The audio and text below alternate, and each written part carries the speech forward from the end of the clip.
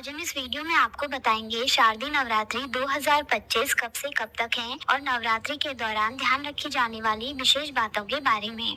शास्त्रों में ऐसी मान्यता है कि यदि कोई भी व्रत नियम पूर्वक किया जाए तो उसका पूर्ण फल प्राप्त किया जा सकता है। पंचांग के अनुसार इस साल शारदीय नवरात्रि का पर्व 22 सितंबर सोमवार से शुरू होकर 2 अक्टूबर गुरुवार तक चलेगा। नवरात्रों के इन 9 दिनों के दौरान कुछ खास नियमों का पालन करते हुए माँ दुर्गा की पूजा का विधान है। आइए जानते हैं शास्त्रों के अनुसार नवरात्रि में माँ दुर्गा की पूजा के दौरान किन नियमों का पालन करना चाहिए।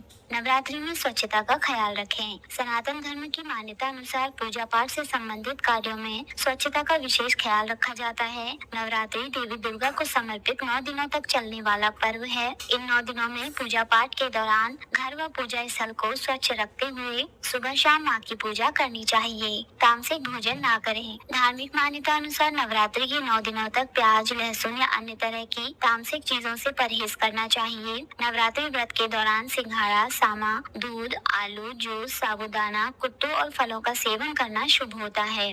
ब्रह्मचर्य का पालन करें। मान्यता है कि व्रत या पूजा पाठ के दौरान ब्रह्मचर्य का पालन करना चाहिए। साथ ही अपने व्यवहार में क्षमा, उदारता और उत्साह का भाव रखना चाहिए। व्रत के दौरान काम, क्रोध, लोभ और मोह से दूर रहना चाहिए। बाल, नाखून, दाढ़ी मूछ ना बनवाएं। धार्मिक मान्यता अनुसार नवरात्रि के 9 दिनों में बाल, नाखून या दाढ़ी मूछ भी नहीं बनवानी चाहिए। शास्त्रों में ये सभी कार्य पूजा पाठ के दौरान वर्जित माने जाते हैं, इसीलिए इन सभी कार्यों को नवरात्रि से पूर्व ही कर लेना चाहिए। घर में अशांति या कलह ना करें। शास्त्रों के अनुसार नवरात्रि के शुभ दिनों में घर का माहौल शांत और भक्तिमय रखना चाहिए। घर में अशांति या कलह करने से बचना चाहिए। घर का वातावरण शांत और भक्तिमय रखने से सकारात्मक ऊर्जा में वृद्धि होती है। किसी को खाली ना लौटाएं। मान्यता है कि नवरात्रि के 9 दिनों में माता रानी धरती पर ही रहती हैं। ऐसे में अगर नवरात्रि के 9 दिनों में कोई भी जरूरतमंद व्यक्ति या कोई भिक्षु आपके द्वार पर आए तो उसे खाली हाथ ना लौटाएं। उसे अपनी सामर्थ्य अनुसार कुछ न कुछ दान या भोजन कराना चाहिए। चमड़े से बनी चीजों का प्रयोग ना करें। धार्मिक मान्यता अनुसार पूजा पाठ के कार्यों में चमड़े से बनी चीजों का प्रयोग वर्जित होता है। नवरात्रि के 9 दिनों में इस बात का ध्यान रखना चाहिए। माँ की पूजा के समय चमड़े से बनी चीजों का प्रयोग ना करें।